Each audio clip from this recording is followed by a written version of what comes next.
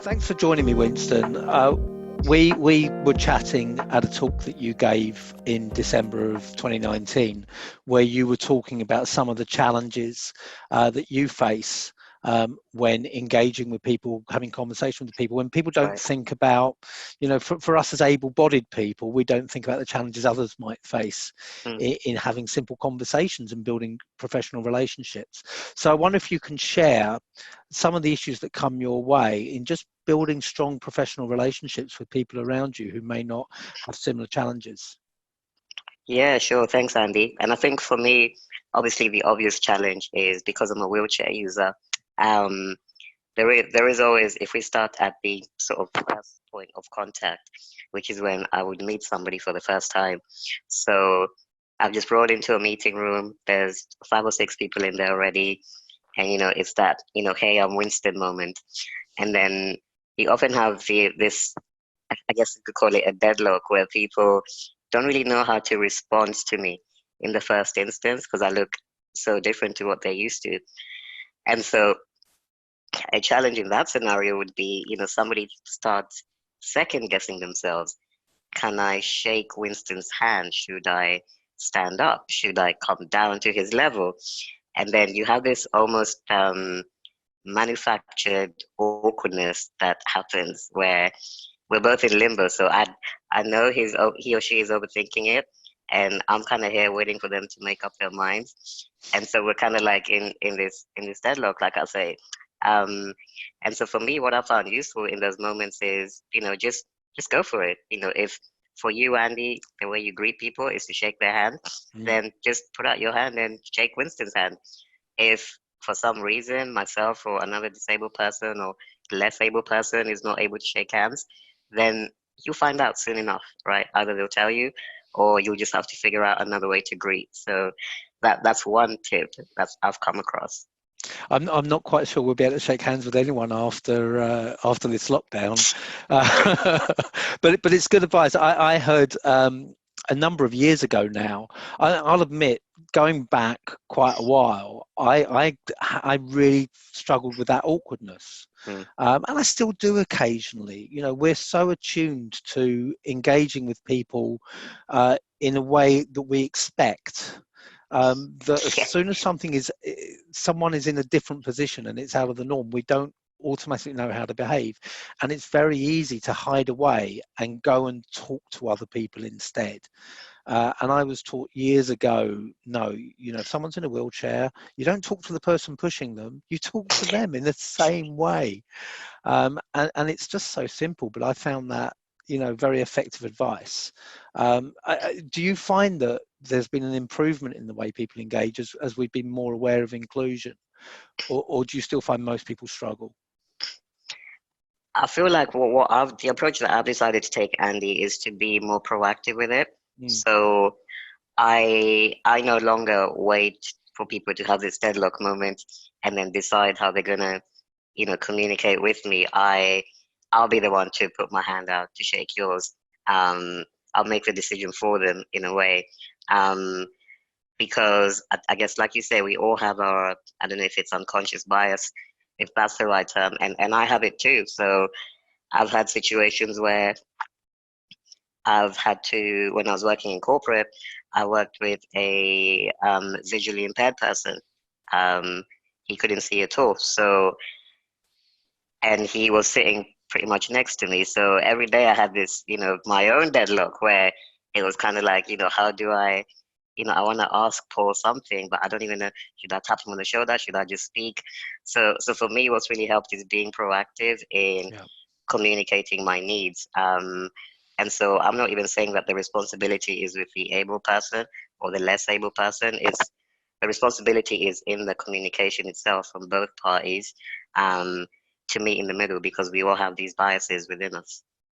So when you delivered the presentation, you talked about how difficult it is for you to build a network, and that your network is Mm, perhaps naturally much smaller than an able-bodied person's might be. Now that's not mm, right. That's not what, if you are quite able to engage from your perspective with other mm, people, then there's nothing that should stop you mm, having that strong network. So what mm. is it that I can do and other people can do to make sure that we are as inclusive as possible, and we allow everyone the opportunity to build as many strong relationships as they need to. Mm, mm.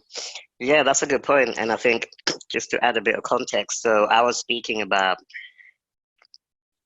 social capital. So the idea that, the average person has a certain number. I think the number was 150 of what you could say are casual friendships, casual relationships, right?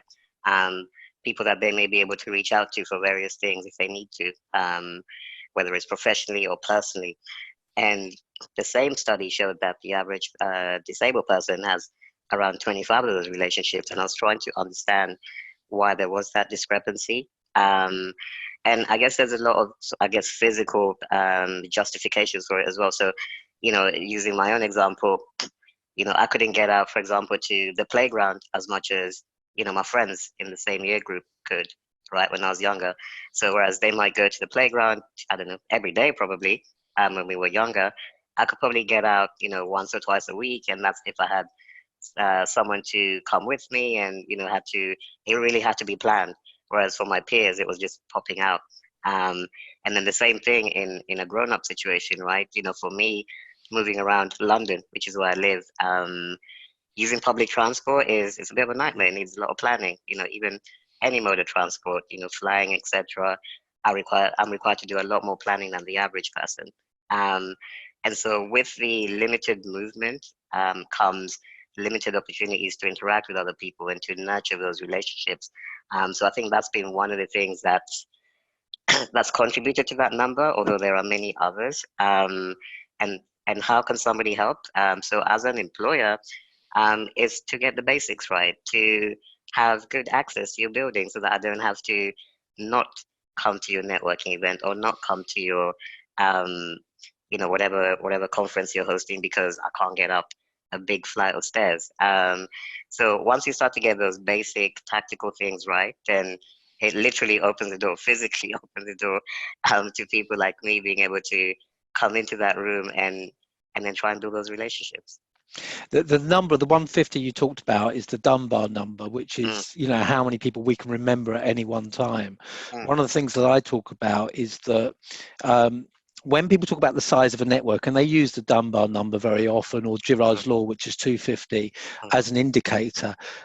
You mentioned it earlier, that can include a lot of casual contacts, yeah. whereas a strong relationship building strategy is about deepening the Mm, relationships. You use the mm, term nurture them. mm, So it's not actually just about the events and conferences, is it? But mm, it's about people thinking, if we're going to organize drinks, are we able to invite Winston along, or whoever that mhm, might be, and mhm, to involve people who do have access challenges in everything that they do. Um, do you think that social media has improved your opportunities to nurture those relationships? And when we're recording this, we're going through the lockdown, yeah. and everyone's suddenly using Zoom all of the time. I've got a Mhm. Zoom quiz night tonight. Has that shifted the landscape for you a little bit? And is that something you would look to use more going forward, and you think people are more available to, or do you think that's too much almost of an easy Mm. alternative? Yeah, so I have maybe a bit of a bias towards digital because I'm basically a computer science graduate and I was a Mm, programmer for 10 years. So I was probably one of the first 1,000 people to use Zoom many years ago. yeah. So I think for me, digital is a good thing. Of course, there's two sides to every argument, but I know, like, even in this time that we're in lockdown, one of the things that has really been useful for me is to even drop an email or do a phone call to people that I've worked with professionally, but also to my friends, and just have it as a way of reaching out with no agenda, right? So I'm just reaching out to check in on you, Andy. How are you doing? How are you coping in these unprecedented times? And, that's something that I think is valid, whether you're able or less able, etc.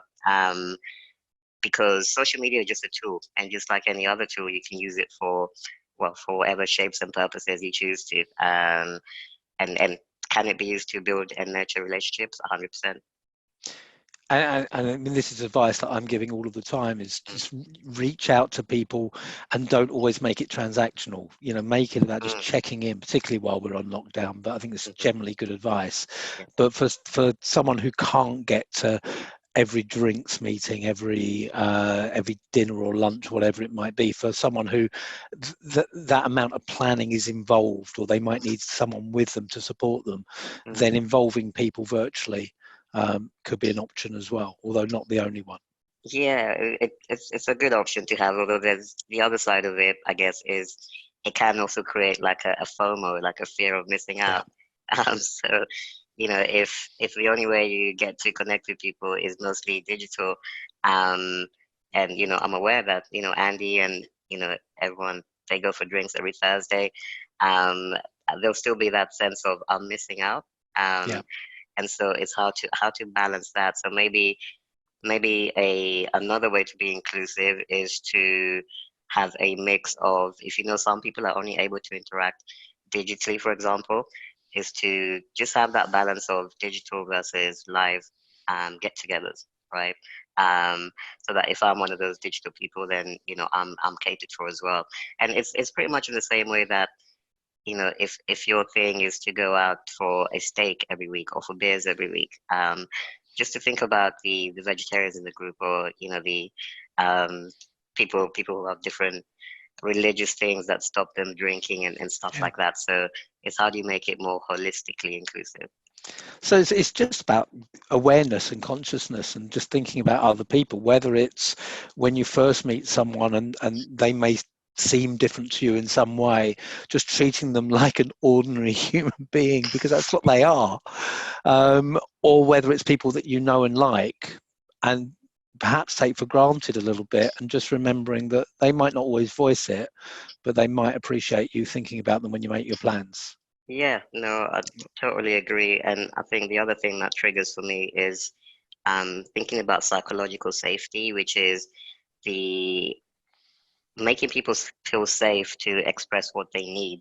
Mm. Because remember earlier, I talked about this communication that needs to be two-way. Um, but the only way, or to make it easier for somebody to be open with what they need to feel safe and not feel like they might be judged.